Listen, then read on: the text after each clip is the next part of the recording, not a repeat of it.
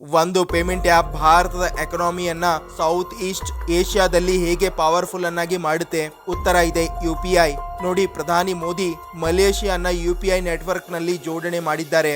UPI ಅನ್ನ simply payment app system ಎಂದು ತಿಳ್ಕೊಳ್ಬೇಡಿ. ಇದು ಭಾರತದ ಫೈನಾನ್ಷಿಯಲ್ ಇನ್ಫ್ಲುಯೆನ್ಸ್ ಟೂಲ್ ಆಗಿದೆ.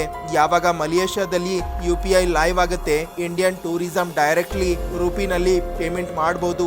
ಇಂಡಿಯನ್ ಬಿಸ್ನೆಸ್ ವೇಗವಾಗಿ ಓಡುತ್ತೆ. ಮತ್ತೆ 30 ಲಕ್ಷ ಭಾರತೀಯ ಮೂಲದ ಮಲೇಷಿಯನ್ಸ್ ನೇರವಾಗಿ ಭಾರತದೊಂದಿಗೆ ಕನೆಕ್ಟೆಡ್ ಆಗಿರ್ತಾರೆ. ಚೀನಾ ಮೊದಲೇ ಅಲಿಪೇ ಮತ್ತೆ ವಿಚಾಟ್ ಪೇ ಇಂದ ಸೌತ್ ಈಸ್ಟ್ ಏಷ್ಯಾನ ಕ್ಯಾಪ್ಚರ್ ಮಾಡಿದೆ. ಆದ್ರೆ ಇಂಡಿಯನ್ ಅಡ್ವಾಂಟೇಜ್ ಏನು ಗೊತ್ತಾ? UPI ಓಪನ್ ಸೋರ್ಸ್ ಆಗಿದೆ, ಡೇಟಾ ಲೋಕಲಿ ಸ್ಟೋರ್ ಆಗುತ್ತೆ, ಮತ್ತೆ ಚೈನೀಸ್ ಸರ್ವಿಲೆನ್ಸ್ ನ ರಿಸ್ಕ್ ಇರೋದಿಲ್ಲ. ಮಲೇಷಿಯಾ ಈಗ ಆಯ್ಕೆ ಮಾಡಬಹುದು ಪ್ರೈವೇಸಿ ಅಥವಾ ಪ್ರಾಫಿಟ್. ಡಿಜಿಟಲ್ ಪೇಮೆಂಟ್ ಕೇವಲ ಸರ್ಫೇಸ್ ಮೇಲಿದೆ. ನಿಜವಾದ ಆಟ ಸೆಮಿ ಕಂಡಕ್ಟರ್ ನಲ್ಲಿ ನಡೀತಾ ಇದೆ. Bharat Malaysia semiconductor partnership ಅಂದ್ರೆ chip manufacturing, supply chain, religious ಮತ್ತೆ ಚೀನಾ ಡಿಪೆಂಡೆನ್ಸಿಯನ್ನ ಕಡಿಮೆ ಮಾಡುವುದು. ಒಂದ್ ವೇಳೆ ಭಾರತನ ಚಿಪ್ ಇಕೋಸಿಸ್ಟಮ್ ಬಿಲ್ಡ್ ಮಾಡಿದ್ರೆ ಮಲೇಷಿಯಾ ಪ್ರೊಡಕ್ಷನ್ ಹಬ್ ಆಗುತ್ತೆ. ಮತ್ತೆ ಎರಡು ದೇಶಗಳು ಚೀನಾ ತೈವಾನ್ ಸಮಸ್ಯೆಯಿಂದ ದೂರ ಆಗ್ಬೋದು.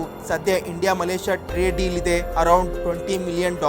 ಮತ್ತೆ ಮುಂದಿನ 5 ವರ್ಷಗಳಲ್ಲಿ ಇದು ಜಾಸ್ತಿ ಆಗುತ್ತೆ, ಏಕೆಂದ್ರೆ ಇಲ್ಲಿ ಟೆಕ್ ಸ್ಕಿಲ್ಸ್ ಟ್ರಾನ್ಸ್ಫರ್ ಜೊತೆಗೆ ಹೆಲ್ತ್ ಕೇರ್ ಸುಧಾರಣೆ ಬಗ್ಗೆ ಕೊಲಾಬರೇಷನ್ ನಡೀತಾ ಇದೆ. ಇದು ಲಾಂಗ್ ಟರ್ಮ್ ಎಕನಾಮಿಕ್ ಇಂಟಿಗ್ರೇಷನ್ ಇದೆ.